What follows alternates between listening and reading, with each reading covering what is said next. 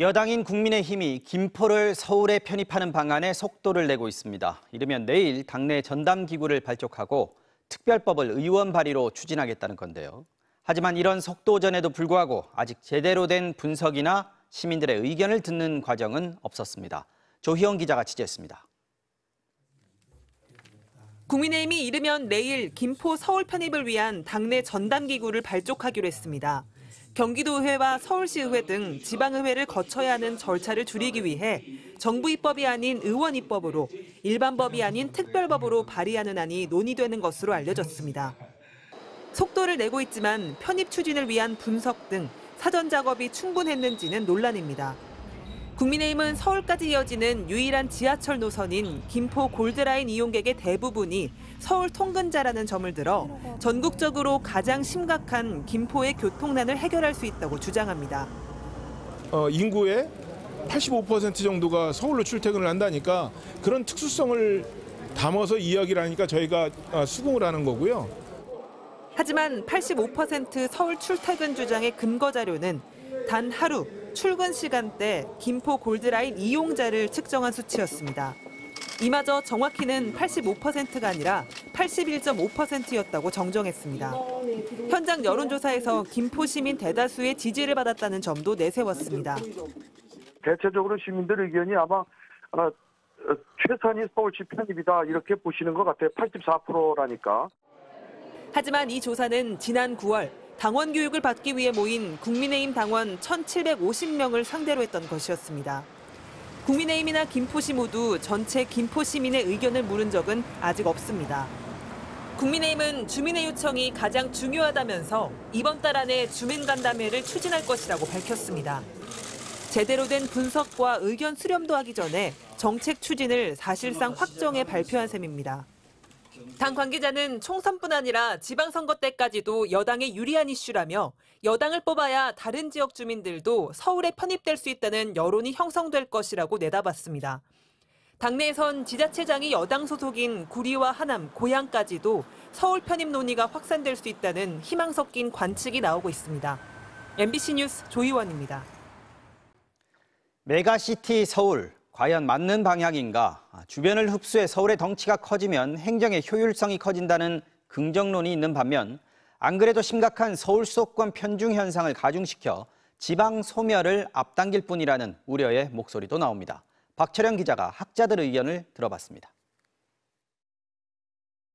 서울과 인근 도시를 통합하는 이른바 메가 서울의 최대 장점은 효율성입니다. 이미 하나의 생활권을 형성하고 있는 만큼 행정 통합만으로도 교통난 해소 등 민생 문제 해결에 도움이 될 수 있습니다. 광역행정 수요가 점점 늘어남에 따라서 자치단체 간의 경계가 문제가 되고 비효율을 야기하기 때문에 자치단체를 키우는 것이 우선 광역행정 쪽에서 바람직하고 도움이 된다. 이미 유럽은 물론 아시아 등 선진국의 수도가 오래전부터 도시 광역화를 추진해왔습니다. 베이징도 그렇고 유럽에 있는 도시나 일본은 우리보다 훨씬 더 수도권에 대한 그런 억제 전략을 먼저 포기를 했고 메가시티화 하는 방향성은 시대적인 변화를 수용할 수 있는 그런 방향성이죠. 반면 행정수도나 공기업 이전 등 지역 분권화와 균형 발전이라는 시대 흐름에 반대된다는 반론도 있습니다. 이미 심각한 수도권 편중이 더 심화될 우려가 있다는 지적입니다.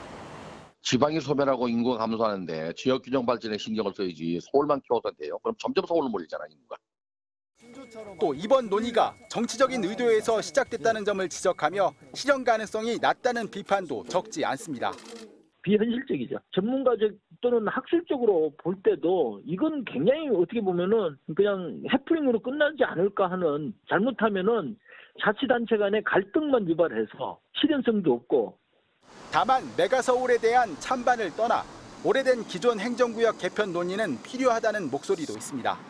행정구역은 조선시대 틀을 그대로 가지고 있는데 교통통신의 발달로 기능권역이 계속 바뀌는 거예요. 행정구역 개편을 제대로 해야 되는 지금 시대적 의무가 있어요, 정부는.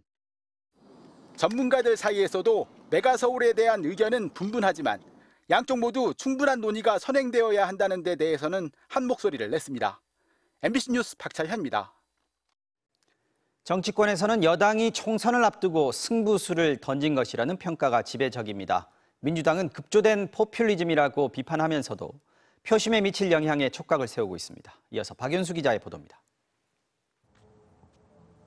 21대 국회에서 경기도를 지역구로 둔 의원은 모두 57명, 여당 소속은 단 6명뿐입니다. 이 중에서도 서울과 맞닿아 있는 지자체에서 당선된 건 성남의 안철수 의원이 유일합니다. 총선을 5개월 앞두고 여당이 메가서울 구상을 꺼내든 데 대해 민주당은 이 같은 경기도의 정치 지형을 흔들어 보겠다는 계산으로 보고 있습니다. 파장이 큰 만큼 김포를 지역구로 둔 김주영, 박상혁 의원이 아직 입장을 내지 않고 있는 가운데 다른 수도권 지역 의원들도 여론을 살피는 모습입니다. 찬반을 떠나 주민 의견을 모으고 공통된 방안 마련을 위해 노력하겠다거나 여론이 중요한 만큼 신중히 결정할 문제라고 말을 아꼈습니다. 공식적으로 민주당은 지자체 간 의견 수렴도 없이 여당 주도로 밀어붙이고 있다며 절차에 맞지 않다는 점을 지적하고 있습니다. 김포를 서울에 붙이느냐 마느냐라면 논란 자체가 매우 협소해지고 아무런 미래 전략이 없는 얘기가 되는 겁니다. 이거 전체적으로 행정 대개혁을 한번 제안하고 여당과 협의해 볼 생각입니다. 급조된 선거용 포퓰리즘이라는 비판에 국민의힘은 김포 시민들의 수건 사업을 당이 나서서 해결하는 것이라고 반박했습니다. 지역민들의 요구라든지 이런 것들이 전제되고 그 요구를 수용하는 차원에서 우리 당의 입장에서는 그 주민들 요구에 응답하겠다는 그런 차원이고. 일단 파급력 있는 이슈를 여당이 선점한 상황은 명확해 보입니다. 실제 추진 과정에서 얼마나 동력을 확보할지와 수도권 민심에 가져올 파장 등에 대해 정치권이 예민하게 움직이고 있습니다. MBC 뉴스 박윤수입니다. 그런데 오늘 대통령 직속기구가 지방시대 5개년 계획이라는 걸 발표했습니다. 지방 분권, 국토 균형 발전이 강조됐습니다. 수도권을 제외한 나머지 지역을 7개의 초강력권으로 묶어 인구 소멸에 대응하겠다는 겁니다. 여당이 꺼내든 메가 서울과는 정반대 방향 같은데요. 조희경 기자가 보도합니다. 지난 9월 윤석열 대통령은 부산을 찾아 지방시대를 선포하며 균형 발전을 강조했습니다. 국민 여러분, 이제는 지방시대입니다. 지방시대가 곧 기회입니다. 이제는 지방시대를 통하여 대한민국이 더욱 도약해야 합니다. 이를 위한 밑그림인 제1차 지방시대 5개년 종합계획에선 수도권을 제외한 전국을 충청, 광주, 전남, 대구, 경북, 부울경과 전북, 강원, 제주의 7개 초광역권으로 나눴습니다. 교육과 산업, 지방 대도시와 문화를 테마로 특구에 대한 계획과 정책 이행까지 지방정부 스스로 추진하도록 했습니다. 이번 대책은 수도권 쏠림 현상과 지방 소멸 위기감이 커지는 상황에서 나왔습니다. 실제로 지난 2021년 기준 인구의 절반 이상이 수도권에 거주하고 수도권과 비수도권의 지역 내 총생산 격차는 5.6%포인트까지 확대됐습니다. 지방 분권 과제와 균형 발전 시책을 효과적으로 추진하기 위한 5년 단위의 중기 계획입니다. 여당인 국민의힘이 메가서울을 추진하겠다는 상황에서 중앙정부가 지방 분권과 균형 발전을 강조하고 나선 겁니다.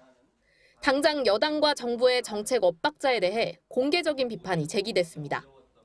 홍준표 대구시장은 대통령께서도 지방화시대 국토 균형 발전을 가장 중요한 정책으로 삼고 있는데 수도권 집중 심화만 초래하는 서울 확대 정책이 맞냐며 비판했습니다.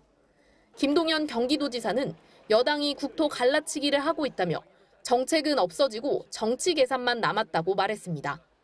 오세훈 서울시장은 오는 6일 김포시장을 만나 논의한 뒤 신중히 판단하겠다는 입장을 되풀이했습니다. MBC 뉴스 조희영입니다.